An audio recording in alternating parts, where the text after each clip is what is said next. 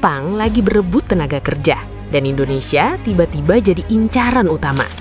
Lonjakannya bukan main, nyaris 200%. Tapi ini bukan sekadar soal kekurangan pekerja di Jepang. Ada alasan tersembunyi kenapa perusahaan-perusahaan di negeri matahari terbit justru lebih memilih orang Indonesia dibanding negara lain. Apa sebenarnya yang membuat TKI begitu istimewa di mata Jepang? Orang Jepang membutuhkan tenaga kerja dari Indonesia. Ya katanya orang Indonesia rajin-rajin, etos kerjanya bagus, orang Indonesia pintar, apa betul? Ya sebelum kita masuk ke sana kita harus tahu akar masalahnya apa sih yang terjadi di Jepang. Kenapa? Karena ternyata di Jepang sedang terjadi krisis, bukan krisis moneter, tetapi krisis tenaga kerja. Teman-teman tahu nggak ya, sampai 4 tahun ke depan nih, tahun 2029, Jepang itu membutuhkan lebih dari 800.000 tenaga kerja asing buat membantu perekonomian mereka, buat mengisi posisi-posisi yang kosong di pabrik-pabrik, di kantor-kantor, di perbankan, di sawah-sawah, perkebunan, pertanian yang ada di Jepang. Kenapa itu bisa terjadi, guys? Tentu ada faktor negara juga di situ yang bermain.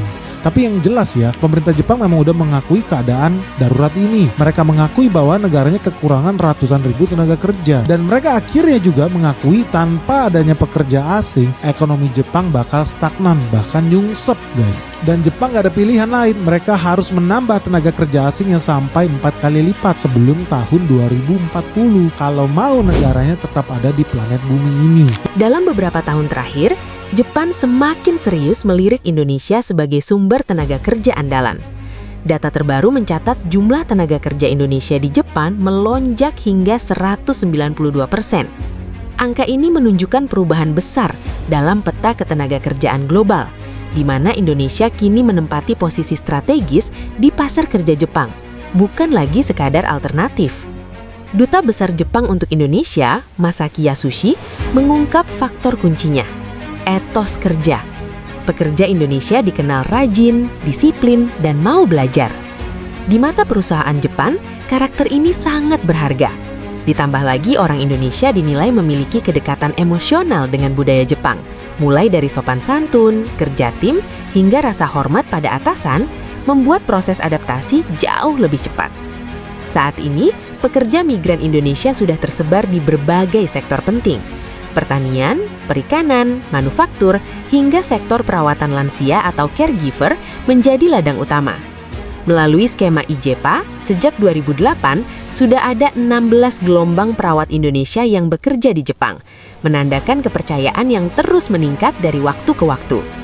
Orang Jepang itu suka sekali dengan pekerja orang Indonesia ya, dibandingkan negara-negara lain kayak Pakistan, India, terus negara Vietnam dan lain-lain. Itu mereka lebih suka orang pekerja Indonesia.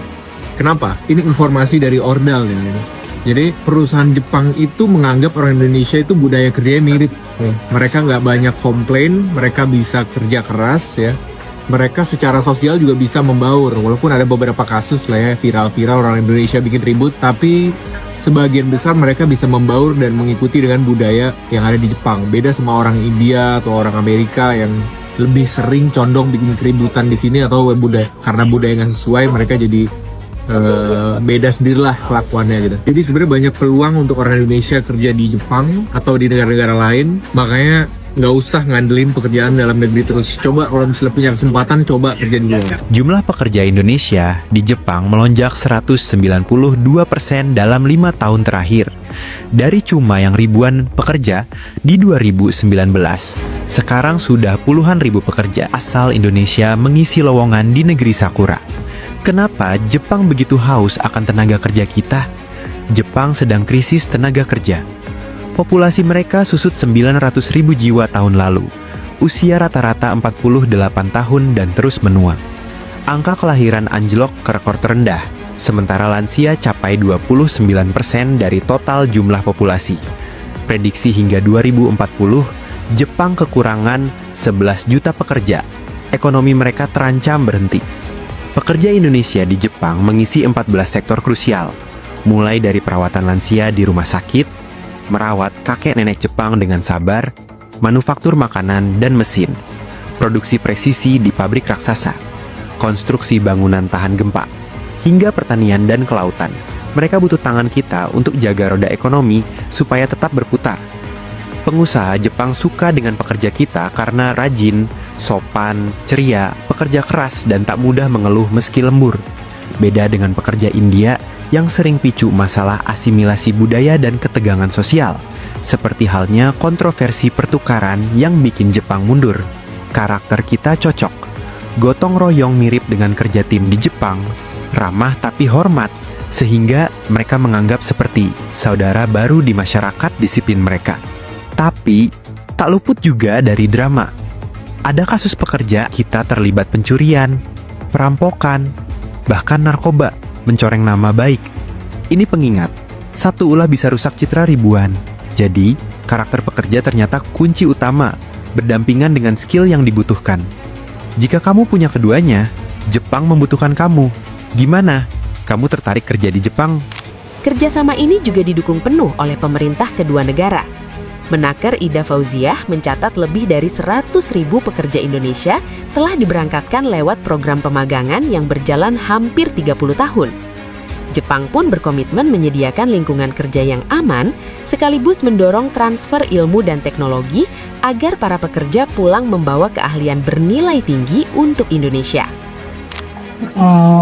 Pak Menko punya vision dan punya passion yang tinggi banget ya untuk mengusahakan bagaimana banyak sekali anak-anak muda, terutama lulusan SMK itu bisa produktif, bisa juga mendapatkan kesempatan kerja baik di dalam dan luar negeri. Nah, makanya Pak Presiden waktu mendapatkan presentasi dari Pak Menko itu luar biasa dukungannya, sehingga SMK Global ini bisa menjadi perintah presiden juga untuk melaksanakan. Nah, pada hari ini kita mulai bergerak karena yang pertama ini, kita itu harus rajin sekali turun ke lapangan supaya bisa menjangkau berbagai pihak yang terutama SMK yang punya banyak talenta, sehingga informasi kesempatan kerjanya itu bisa secara valid kita sampaikan. Itu tujuan pertama.